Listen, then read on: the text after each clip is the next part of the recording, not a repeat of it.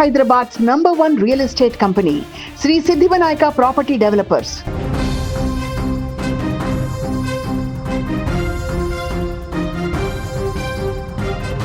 కడప జిల్లా పులివెందుల నియోజకవర్గంలోని లింగాల మండలం లోపట్టంతుల గ్రామంలో విషాదం చోటు చేసుకుంది. 4 ఏళ్ల చిన్నారిని చంపేసి నీటి డ్రమ్లో పడేశారు గుర్తు తెలియని వ్యక్తులు. ఇక చిన్నారి మృతితో లింగాల మండలంలో ఉద్రిక్త వాతావరణం నెలకొంది. చిన్నారిని చంపినటువంటి వారిని కఠినంగా శిక్షించాలంటూ ఆందోళన చేపట్టారు. మనకి ఇక్కడ ఫోటోలో కనిపిస్తున్న ఆ చిన్నారి పేరు రుత్విక. లింగాల మండలం లోపట్టంతుల గ్రామానికి చెందినటువంటి నాగవేటి రామాచారి సృజనా దంపతుల కుమార్తె. 4 ఏళ్ల ఈ పాప గురువారం సాయంత్రం 5 గంటల సమయంలో ఆడుకోవడానికంటూ ఇంటి నుంచి బయటకు వెళ్ళింది.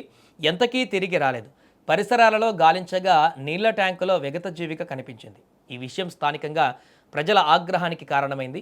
చిన్నారి భోసినవ్వులతో చిదిమినటువంటి పాపం ఎవరిదో గుర్తించి కఠినంగా శిక్షించాలనేటువంటి డిమాండ్లు ఇప్పుడు అక్కడ మిన్నట్టుతున్నాయి.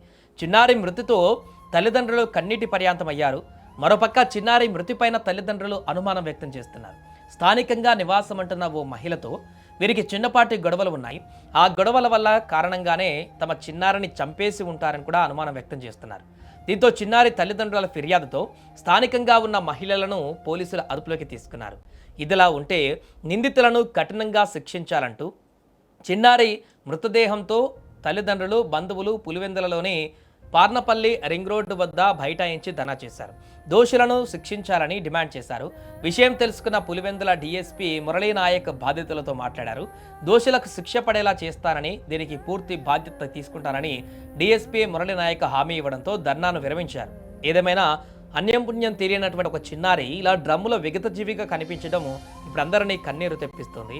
పాప మృతికి ఖచ్చితంగా న్యాయం జరగాలంటూ, తనకు ఏం జరిగినా ఎవరేం చేసినా కూడా పూర్తిగా వారి అంతు చూడాలంటూ ఇప్పుడు అక్కడ ఉన్నటువంటి స్థానికులందరూ కూడా తీవ్ర ఆగ్రహానికి గురి కావడంతో కొంత ఉద్రిక్త పరిస్థితి అయితే అక్కడ కనిపిస్తోంది. ఆ ట్రీట్మెంట్ సంబంధించినటువంటి ఆ కేస్ షీట్ అవన్నీ చూసాం. మీరు తీసుకొని పోయే టయానికే ఆ పాప చనిపోయడం జరిగింది. మీకు ఫోన్లో మీతో కదా మాట్లాడింది నేను ఓకే మాట్లాడినారు.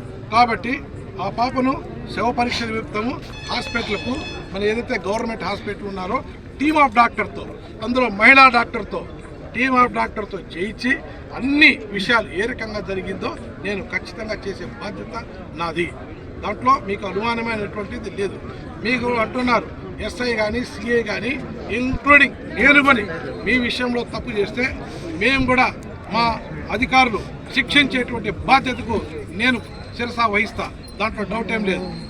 ఇది దయ ఉంచి ఈ రకంగా మీరు చేస్తున్నారు. ఎవరికైనా బాధే. బిడ్డ చనిపోయింది అట్లంటే తమ్ముడు వినామా, నాకు డౌట్ ఉంది. నేనైతే ఈ పాప పైన 1% కాదు 100కి 100 పాళ్ళు అది అనుమానం మరణంగానే ఉంది. మేబీ మీరైతే ఏదైతే అనుకుంటున్నారో నేను కూడా అదే అనుకుంటున్నాను.